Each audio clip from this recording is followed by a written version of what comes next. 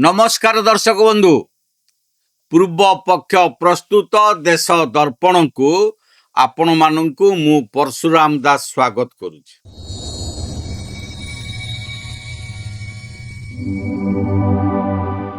सदस्य मानक अनुपस्थिति एवं भोटिंग प्रक्रिया रे कम से कम 2/3 बहुमत न मिलिबा कारणरू एही संविधान संशोधन विधेयक गृहीत हो पारिला नहीं।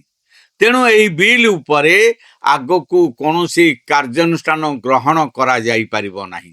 एमिति किछि घोषणा सह गत एप्रिल 2026 रे लोकसभा रे गोटे गुरुत्वपूर्ण बिल काट खाई जाइथिला, जहाकू आमे डिलिमिटेशन बिल बा सीमा निर्धारण बिल बोली कहूछु। किंतु कहानी एतिकरे सरी नहीं। आसंता जुलाई 20 तारीख रु संसदर मौसुमी अधिवेशन आरंभ होगाकू जाउछि। आउ एही अधिवेशन पूर्वरु देशर राजनैतिक महल रे गोटे बड़ चर्चा जोर धरिछि। ताहा हेउछि मोदी सरकार पुणी थरे एही डिलिमिटेशन बिल को गृह रे आनी पारंते। एठारे सबुठारु बड़ प्रश्न उठुछि, मात्र 2 मास भितरे एमिति कोन बदली गला जे सरकार पुणी थरे सेही बिल आनिबाकू जाउछन्ती, जहा पूर्वरु गृह रे काट खाई जाइथिला। सरकारंग पाखरे कोन एबे 2/3 बहुमत अछि कि? लोकसभा एवं राज्यसभा रे संख्यार गणित कोन कहूछि? यह व्यतीत एही अधिवेशन रे आउ केउ केउ बड़ बिल आसी पारे एवं विरोधी दल माने केउ सब प्रसंग को नहीं संसद रे हंगामा करि पारंती। आसंतु आज एही वीडियो रे संपूर्ण समीकरण को सहज भाषा रे बुझिबा। आपण माने देखुथांतु देश दर्पण। मोर आपण मान को अनुरोध, आम चैनल को लाइक करंतु, सब्सक्राइब करंतु, आ बंधु मानक सहित अधिक रु अधिक शेयर करंतु। दर्शक बंधु, सर्वप्रथमे आमको बुझिबा को हेबो जे जदि सरकार संसद रे कोनोसी संविधान संशोधन बिल बा डिलिमिटेशन बिल उपस्थापन करंती, तेबे ताकू पास करिया पई गृह रे उपस्थित थिबा एवं भोट देउथवा सांसद मानक मध्यरु अति कम रे 2/3 सदस्यଙ୍କ समर्थन आवश्यक। चलंतु एबे लोकसभार आसन संख्या उपरे नजर पकाइबा। लोकसभार मोट आसन संख्या होची 543, किंतु वर्तमान समय 3टी आसन खाली पड़िछि। यार अर्थ होची वर्तमान गृहर प्रभावी संख्या होची 540। एही 540 सदस्यଙ୍କ हिसाब रे जदि आमे 2/3 बहुमत बाहर करिबा, तेबे बिल पास करिया पई सरकार को कम से कम 360 भोट आवश्यक पड़िबो। एबे देखिबा एनडीए मेंट पाखरे केते सांसद अछंती। बीजेपी रो निजस्व सांसद 240, टीडीपी रो 16, जेडीयू रो 12, Eknath Shinde Shiv Sena 7, LJP 5, JDS 2, JSP 2, अन्यान्य छोट दल 8। ए सब को मिसाइले एनडीए पाखरे मोट सांसद संख्या हेउची 292।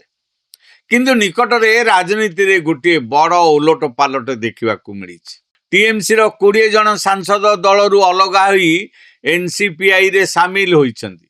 सेमाने एनडीए सरकार को समर्थन करने को घोषणा करिसेंती। यह सहित उद्धव ठाकरे गोष्ठी 6 जन सांसद मध्य दल छाड़ी एकनाथ शिंदे शिवसेना सह आसीचंती, जहा द्वारा सेमानक समर्थन मध्य सरकार को मिलिबो। एही नुआ समीकरण परे एनडीए रो मोट संख्या वृद्धि पाई 318 रे पहुंचीछि। किंतु ध्यान दियंतु, बिल पास करिया पई आवश्यक होउछि 360 वोट। अर्थात एबे भी सरकार पाखरे 42 जन सांसदंकर अभाव रहिछि। एही परिस्थिति रे दुईटी गुरुत्वपूर्ण दिग सामना को आसुछि।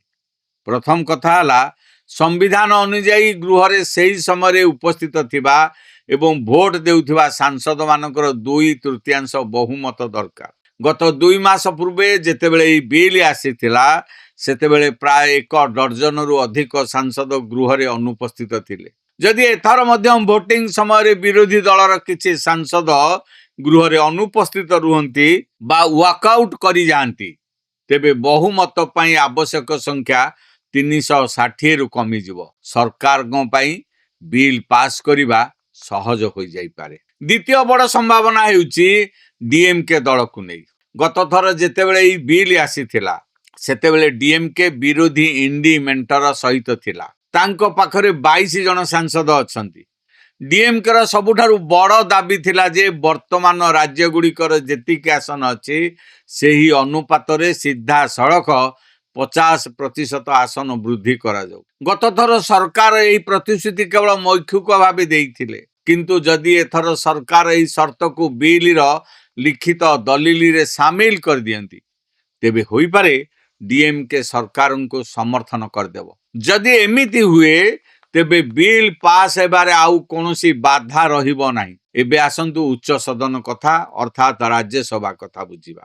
245 ଆସନ ବିଶିଷ୍ଟ ରାଜ୍ୟସଭାରେ ବର୍ତ୍ତମାନ 242ଟି ଆସନ ପୂରଣ ରହିଛି। ଏଠାରେ 2/3 ବହୁମତ ପାଇଁ ଅତି କମରେ 161 ଜଣ ସଦସ୍ୟଙ୍କ ସମର୍ଥନ ଆବଶ୍ୟକ।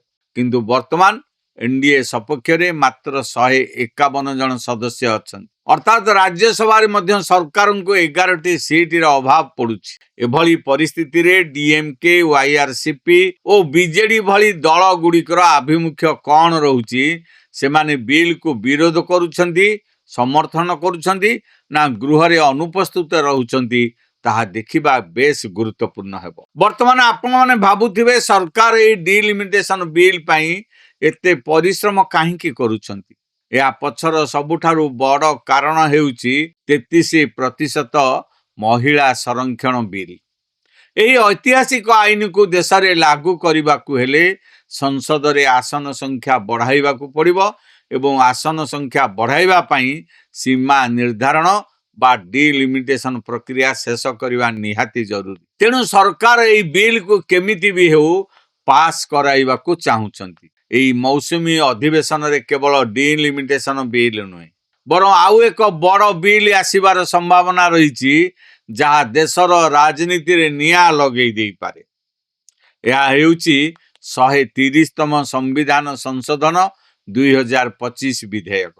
ଏହି ବିଲ୍ରେ ଗୋଟିଏ ବଡ଼ ପ୍ରାବଧାନ ରହିଛି ଯେ ଯଦି ଦେଶର ପ୍ରଧାନମନ୍ତ୍ରୀ, କୌଣସି ରାଜ୍ୟର ମୁଖ୍ୟମନ୍ତ୍ରୀ କିମ୍ବା କ୍ୟାବିନେଟ ମନ୍ତ୍ରୀ କୌଣସି ଗମ୍ଭୀର ଅପରାଧିକ ମାମଲାରେ ଗିରଫ ହୁଅନ୍ତି, ଲଗାତାର 1 ମାସ ପର୍ଯ୍ୟନ୍ତ ଜେଲରେ ରୁହନ୍ତି, ତେବେ ସେମାନଙ୍କ ପଦବୀ ଆପେ ଆପେ ଚାଲିଯିବ। ସରକାରଙ୍କୁ ଏହି ବିଲ୍ କାହିଁକି ଆଣିବାକୁ ପଡ଼ିଲା ତାହା ଆପଣମାନେ ଭଲ ଭାବରେ ଜାଣିଛନ୍ତି।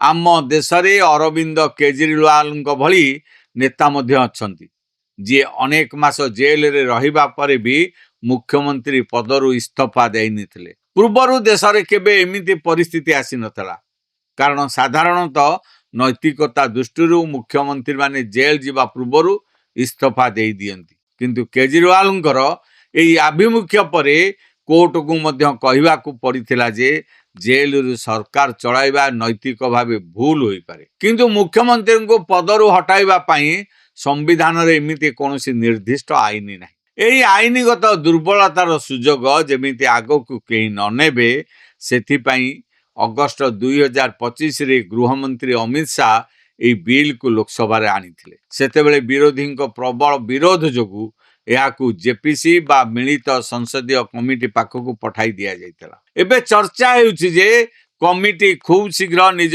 ରିପୋର୍ଟ ଦେବାକୁ ଯାଉଛି। ଏହି ରିପୋର୍ଟ ଆଧାରରେ ମନସୁନ ସେସନରେ ସରକାର ଏହି ବିଲ୍ ପୁଣି ଥରେ ଆଣିପାରନ୍ତି। ଏହି ସବୁ ସମୀକରଣକୁ ଦେଖିଲେ ଗୋଟିଏ କଥା ସ୍ପଷ୍ଟ ଜଣାପଡ଼ୁଛି ଯେ ଆସନ୍ତା ମୌସୁମୀ ଅଧିବେଶନ ବେଶ ସରଗରମ ହେବାକୁ ଯାଉଛି। କେବଳ ଗୁରୁତ୍ୱପୂର୍ଣ୍ଣ ବିଲ୍ ପାଇଁ ନୁହେଁ, ବରଂ ବିରୋଧୀ ଦଳମାନେ ମଧ୍ୟ ସରକାରଙ୍କୁ ଘେରିବା ପାଇଁ ପୁରା ପ୍ରସ୍ତୁତି ଚଳାଇଛନ୍ତି। ବରିଷ୍ଠ ସାମ୍ବାଦିକମାନଙ୍କ ମତରେ ନିକଟରେ ରାମ ମନ୍ଦିରରେ ହୋଇଥିବା ଚୋରି ଘଟଣା ଏବଂ ଅନ୍ୟାନ୍ୟ ପ୍ରସଙ୍ଗକୁ ନେଇ ବିରୋଧୀ ସଂସଦରେ ପ୍ରବଳ ହଙ୍ଗାମା କରିପାରନ୍ତି। ସଂସଦର ଏହି ଆଗାମୀ ମନସୁନ ଅଧିବେଶନ ଏବଂ ଏହିସବୁ ଗୁରୁତ୍ୱପୂର୍ଣ୍ଣ ବିଲ୍ ଉପରେ ଆପଣମାନଙ୍କର ମତାମତ କ'ଣ? ସରକାର କ'ଣ ଏହି ବିଲ୍ ଗୁଡ଼ିକୁ ପାସ୍ କରାଇବାରେ ସଫଳ ହେବେ? ଆମକୁ କମେଣ୍ଟ ବକ୍ସରେ ଆପଣଙ୍କର ମତାମତ ନିଶ୍ଚୟ ଜଣାଇବେ। ଯଦି ଆପଣଙ୍କୁ ଆମର ଏହି ଭିଡ଼ିଓଟି ଭଲ ଲାଗିଥାଏ ତେବେ ଏହାକୁ ଲାଇକ୍ କରନ୍ତୁ, ବନ୍ଧୁମାନଙ୍କ ସହିତ ଅଧିକରୁ ଅଧିକ ସେୟାର କରନ୍ତୁ। ଆମ ଚ୍ୟାନେଲ ପୂର୍ବପକ୍ଷ ପ୍ରସ୍ତୁତ ବିଶ୍ୱ ଚକ୍ରବ୍ୟୁହ, ଦେଶ ଦର୍ପଣ ଓ ମୈଦାନକୁ ସବସ୍କ୍ରାଇବ୍ କରିବା ପାଇଁ ଆଦୌ ଭୁଲନ୍ତୁ ନାହିଁ। ଏଇଠି ଶେଷ କରୁଛି ଆଜିର ଏ ପ୍ରସଙ୍ଗ। ପୁଣି ଦେଖା ହବ ଏକ ନୂଆ ପ୍ରସଙ୍ଗ ସହିତ। ରହୁଛି, ନମସ୍କାର। ମନ କହୁଛି କିଛି ନୂଆ କରିବା ପାଇଁ, ହେଲେ ପାଖରେ ସମ୍ବଳ ନାହିଁ। ତେବେ ବ୍ୟସ୍ତ ହୁଅନ୍ତୁ ନାହିଁ, ମଧୁଲିକା ଏଣ୍ଟରପ୍ରାଇଜେସ୍ ଏବେ ବୁଝିବ ଆପଣଙ୍କ ମନ କଥା। କ୍ଷୁଦ୍ର ଶିଳ୍ପ ଠାରୁ ନେଇ ମଧ୍ୟମ ଶିଳ୍ପ ପାଇଁ ସୁଲଭ ମୂଲ୍ୟରେ ଯୋଗାଇ ଦେବ ସମସ୍ତ ପ୍ରକାର ମେସିନ ଓ ର ମ୍ୟାଟେରିଆଲ, ଯାହାକୁ ନେଇ ଆପଣ ସହଜରେ ଆରମ୍ଭ କରିପାରିବେ ନୂଆ ଏକ ବ୍ୟବସାୟ। ଅଧିକ ଜାଣିବା ପାଇଁ ଆଜି ହିଁ କଲ୍ କରନ୍ତୁ।